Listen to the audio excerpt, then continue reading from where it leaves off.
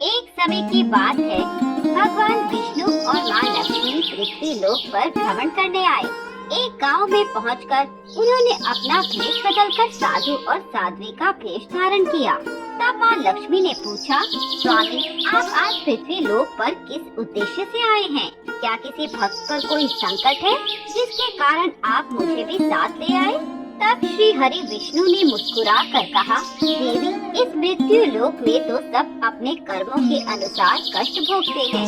मैं ये देखना चाहता हूँ कि इतने कष्ट सहने के बाद भी क्या ये पुण्य कमाते हैं, साथ ही भक्ति करते हैं या नहीं।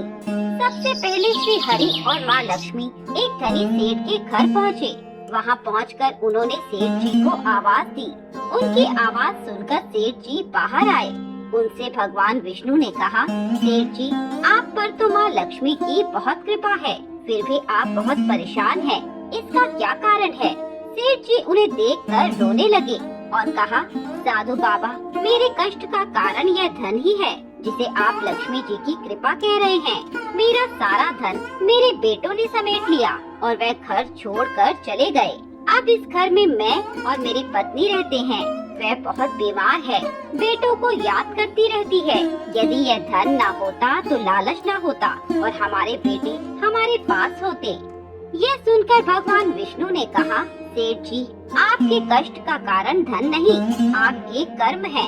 आपने धन गरीबों पर अत्याचार करके कमाया और उससे अपने बच्चों का पालन पोषण किया। इसी कारण वह धन को अपना पिता मान बैठे। ये कहकर दोनों आगे चल देते हैं। आगे जाने पर उन्हें एक किसान मिलता है जो अपने मरे हुए बैल के पास बैठकर रो रहा था। माँ लक्ष्मी ने उससे पूछा, भाई, तुम रो क्यों रहे हो? यह बैल कैसे मर गया? किसान ने कहा, धन के लालच के कारण मेरा बैल मर गया। ज्यादा धन कमाने की इच्छा के कारण मैं इससे दिन में खेतों में काम करवाता था और रात में कोल्हू में लगा देता। इससे मैं बहुत धन कमाता था, लेकिन कल से मुझे भूखे मरना पड़ेगा। अगर संसार में धन न होता, ना मुझे लालच आता और ना मेरा बैल मरता। तब लक्ष्मी जी ने कहा, स्वामी, ये क्या माया है? मैं तो सोच रही थी इस संसार में धन और वैभव के कारण सब मेरी पूजा करेंगे, लेकिन यह तो धन से ही परेशान है। तब श्री हरि ने कहा, ऐसा नहीं है देवी, ये सब कर्मों का फल है। ये बैल एक साहूकार था जो लोगों को पैसा उधार देकर अपना गुलाम बना लेता था और उनसे दिन रात काम करवाता था। उसी को चुकाने के लिए इस जन्म में ये बैल बना और आज इसका कर्ज उतर गया। तब लक्ष्मी जी ने कहा, किंतु स्वामी, इस सब के पीछे धन ही बड़ी वजह है। ये सुनकर श्री हरि विष्णु ने कहा, आगे चलते हैं। आगे कुछ दूर जाने पर उन्हें एक झोपड़ी दिखाई दी जिसके बाहर एक दीपक जल रहा था। भगवान विष्णु और लक्ष्मी जी वहां पहुँचे और विष्णु जी ने पुकारा, कोई है जो हमें भोजन करा सके? ये सुनकर एक औरत घर से बाहर आई और बोली, हे साधु जनों, पधारिए, मेरे छोटे से घर में आपका स्वागत है। वे दोनों अंदर चले गए। तब लक्ष्मी जी ने पूछा, आपने घर के बाहर दीपक क्यों जला रखा है? तब उस औरत ने कहा, मेरा नाम सुजाता है।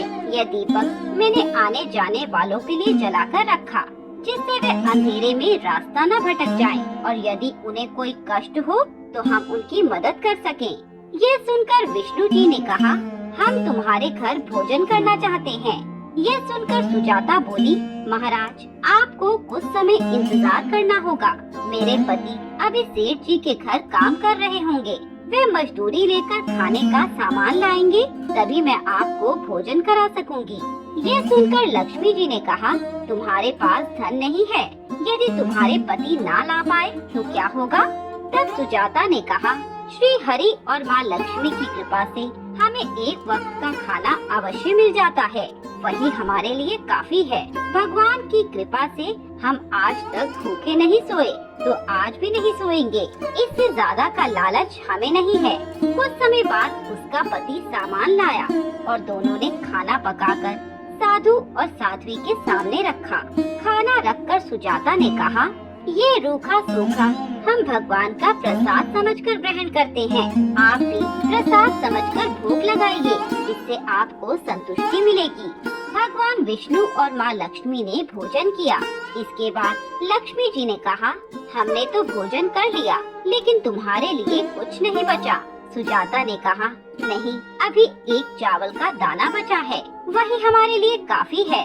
भगवान का प्रसाद चखने को भी मिल जाए तो ये परम सौभाग्य की बात है। उनका समर्पण देखकर भगवान विष्णु और लक्ष्मी जी अपने असली भेष में आ गए।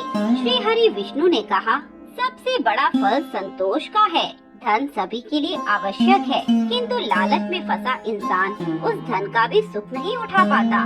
तुम दोनों ने आज खुद भूखे रहकर हमें भोजन कराया। आज से इस घर में अन्न धन के भंडार भरे रहेंगे।